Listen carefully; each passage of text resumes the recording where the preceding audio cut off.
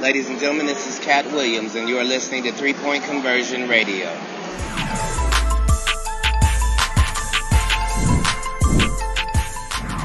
You feel like you bring to this organization, both on the court and off the floor? I feel like off the floor, I'm a pretty funny guy. It's a great guy to be around. I like doing a lot of fun stuff, but mostly on the court, just winning. I feel like I'm a winner, and I'm a really competitive guy.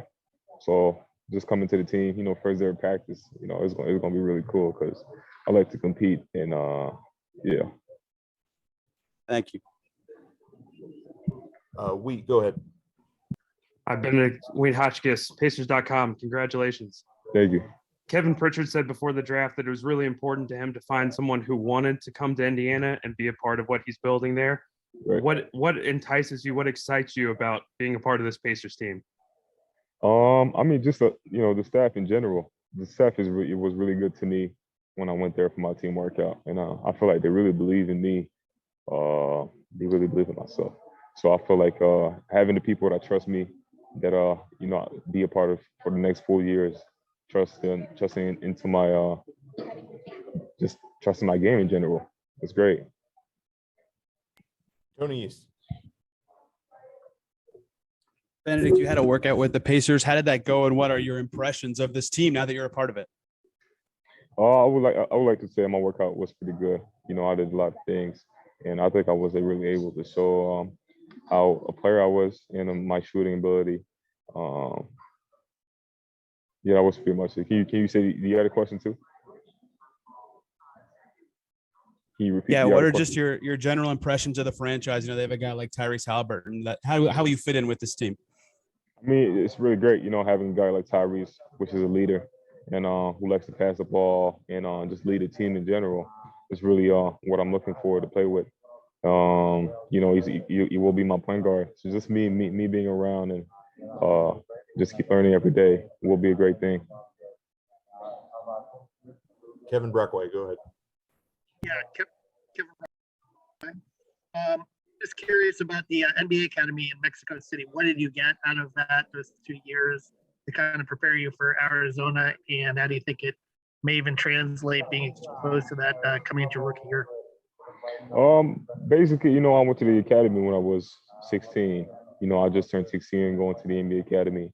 And I felt like it was great, having the opportunity to go study abroad and play basketball in a different country, learning a new language, eating tacos, like I said. Just being around the Mexican culture, it was really fun. But also it really allowed me to grow as a person and as a player. Having me just me living by myself in a different country was really good. Tom Lewis. Bennedict, this is Tom Lewis of SB Nation. I wondered, you took a big jump at Arizona this year, and as you were preparing, when did you kind of realize this moment, a top 10 pick in the NBA, was going to be realized for you? I feel like it really started last year. Coming back from my sophomore year, I knew.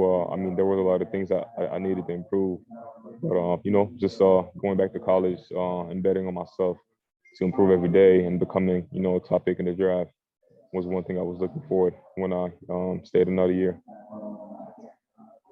James. Hi, Bennedict. James Boyd, Indy Star. This is the second year in a row that the Pacers have chose the Pac-12 Player of the Year. So what's your relationship like with Chris Duarte, number one? And number two, I know you just turned 20 a couple of days ago. So is this like the best birthday gift you could have asked for?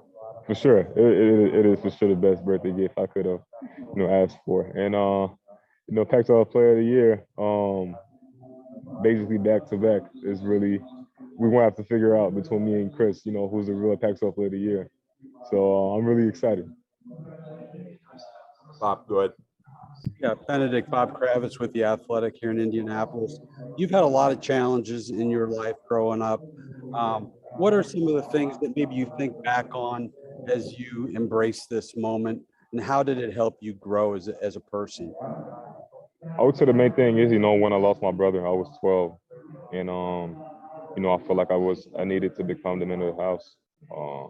It was not easy for my mom and my sister, so I had to grow really fast, and it really allowed me to grow faster than I thought because I had big responsibilities and a lot of things that I needed to do in order to be successful in life. So that's what really pushed me. Got time for a few more. Tony, go ahead. Benedict, what were your conversations with Rick Carlisle like, and what are you looking forward to about playing for a head coach like him? The conversations were great. He told me about what he's looking so what he thinks about me, and he's also talking about my potential and what I could bring to the team. And I feel like the conversations were pretty good. He told me what he thought of me and how I could be a really great player. So it was really genuine. James? James Boyd, Indy Star.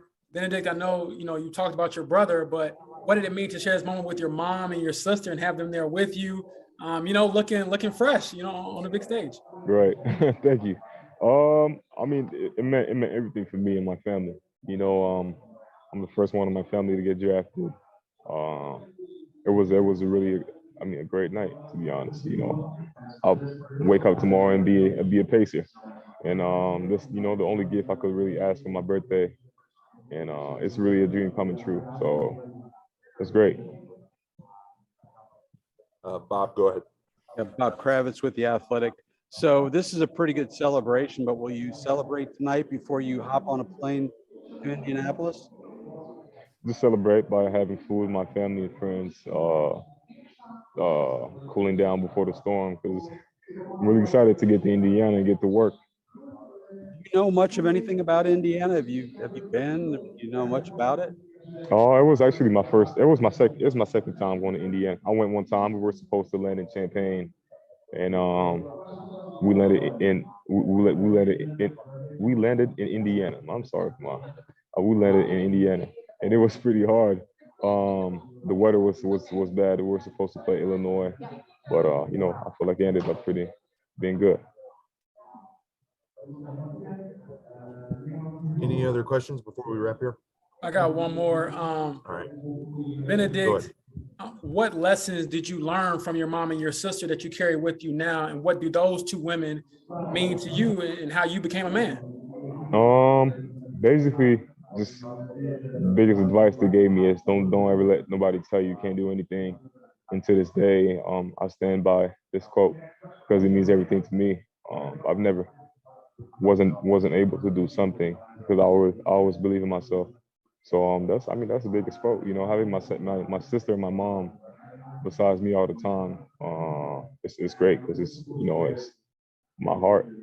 So sure. Benedict, hey, Kevin Brockway again. How do you explain your jump in production from your freshman and sophomore year in college? What went into that in terms of your improvement, your scoring, and so forth? Just me being a little bit comfortable with the ball in my hands. I was a pretty good shooter already my freshman year.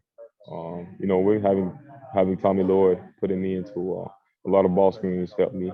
Being comfortable and being able to make a lot of plays off the ball. With the ball in my hands.